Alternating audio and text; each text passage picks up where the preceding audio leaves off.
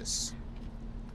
He didn't really have one. He said the Turks and the Syrians will guard the ISIS prisoners. I said, is there any intelligence evidence that the Turks and the Syrians will have the same interest that the Kurds or we did in guarding ISIS? And the Secretary of Defense was, thank God he was honest, he said, we don't have that evidence. And so I said, then how can we think that this is a plan when there are Syrians and Turks who are not our friends, who ISIS, if they escape, does them very little harm? How can we let this happen? They didn't have any good answer. This is appalling. The president had no plan, no real plan for containing ISIS other than relying on the Syrians and the Turks.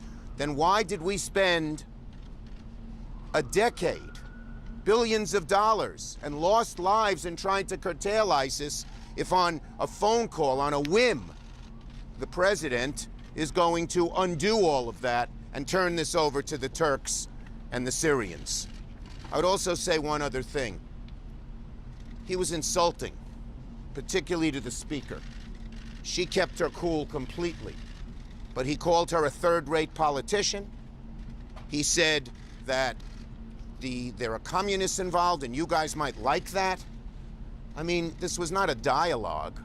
It was sort of a diatribe, a nasty diatribe, not focused on the facts, particularly the fact of how to curtail ISIS, a terrorist organization that aims to hurt the United States in our homeland.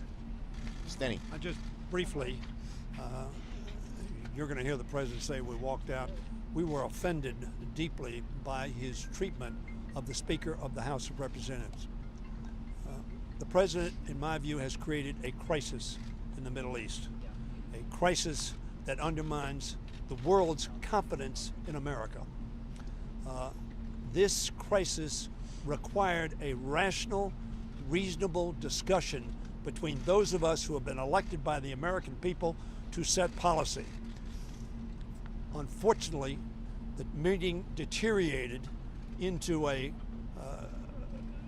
diatribe, as Leader Schumer has said, and a very offensive accusations being made by the President of the United States. I have served with 6 presidents. I have been in many, many, many meetings like this. Never have I seen a president treat so disrespectfully a co-equal branch of the government of the United States. I'll yield to the Speaker and to the leader for questions.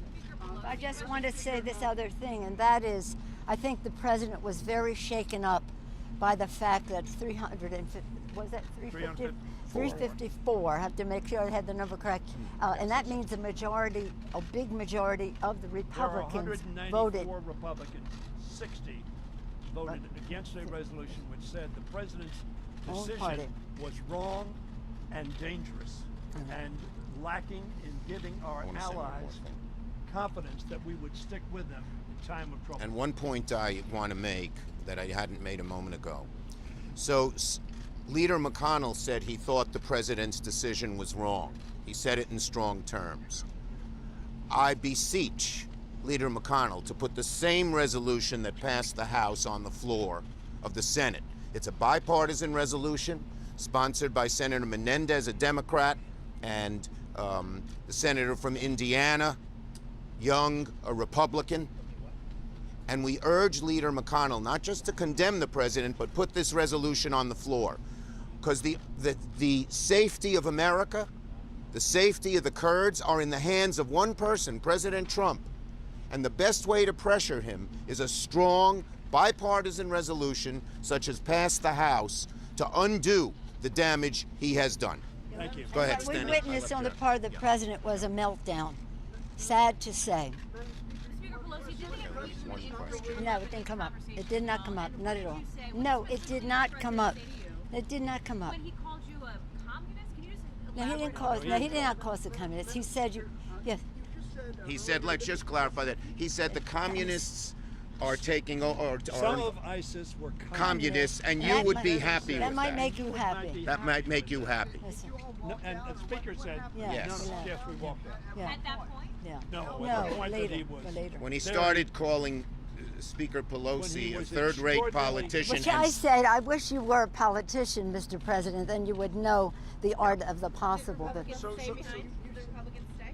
yeah, Say? some of the other members on both sides stayed behind. They wanted questions. I waited a moment We had because I our wanted to questions. ask him the question about intelligence reports on the Turks and Syrians guarding ISIS, we which I think is also- crucial. We also expressed our concern that we have been asking for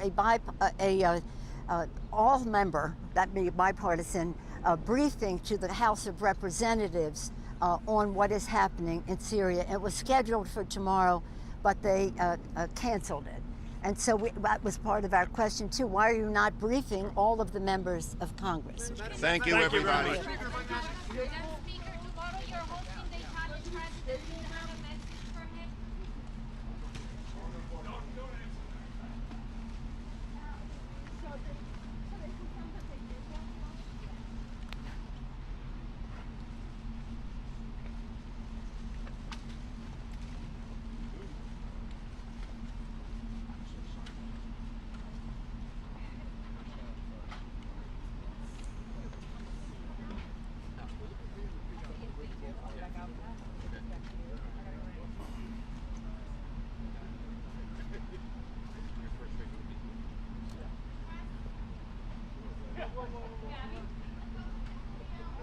Republicans are coming out. They're coming back.